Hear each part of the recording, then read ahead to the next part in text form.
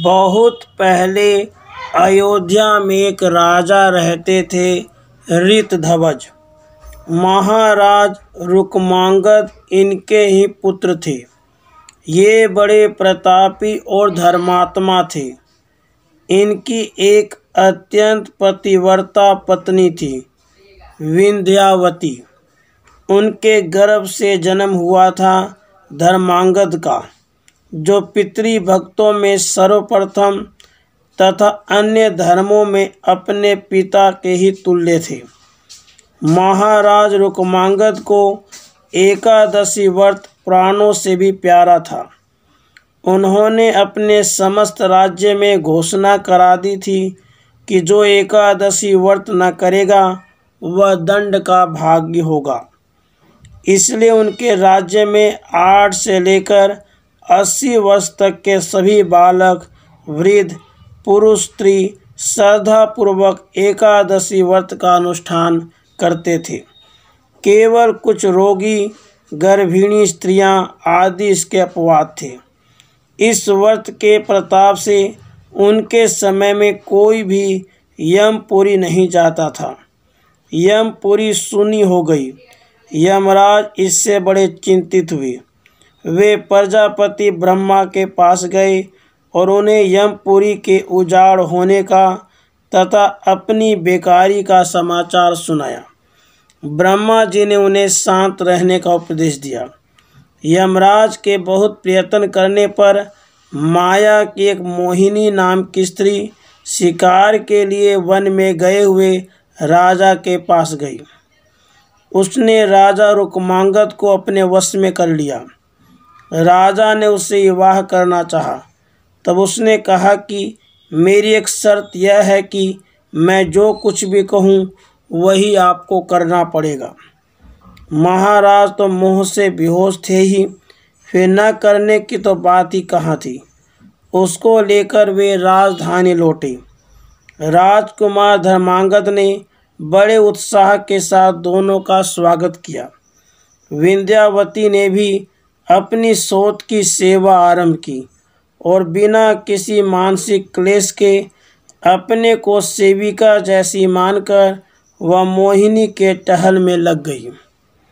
अंत में एकादशी भी आ गई। शहर में ढिंढोरा पीटा जाने लगा।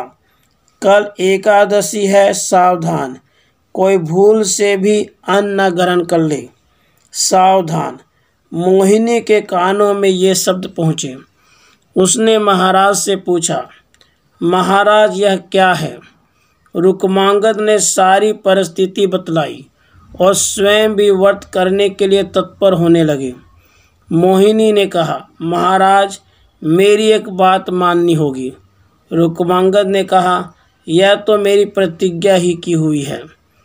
तब आप एकादशी व्रत न करें। मोहिनी बोल गई। महाराज तो अवाक रह गई।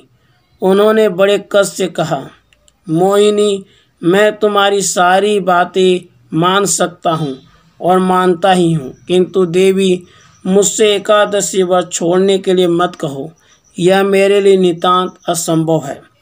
मोहिनी ने कहा, यह तो हो ही नहीं सकता। आपने इस ढंग की प्रतिज्ञा की है, इसलिए आपकी भी प्रतिज्ञा से कैसे टल सकते हैं? रुक्मांगद ने कहा, तुम किसी भी शर्त पर मुझे इसे करने की आज्ञा दो।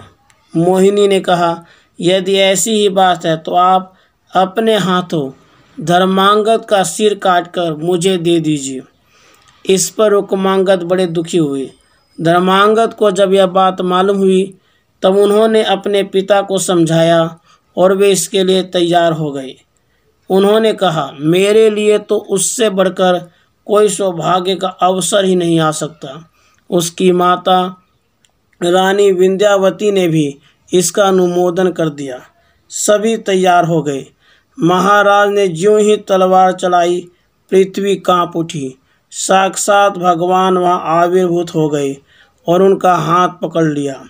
वे धर्मांगद, महाराज तथा विंध्यावती को अपने साथ ही अपने श्री धाम को ले गए। काम के वश होकर बिना विचारे प्रतिज्ञा करने का क्या कुफल होता है, और पिता तथा पति के लिए सुपुत्र तथा सती स्त्री क्या कर सकती है एवं भगवान की कृपा इन पर कैसे बरसती है, इसका यह ज्वलंत उदाहरण है। राधे कृष्ण, राधे कृष्ण।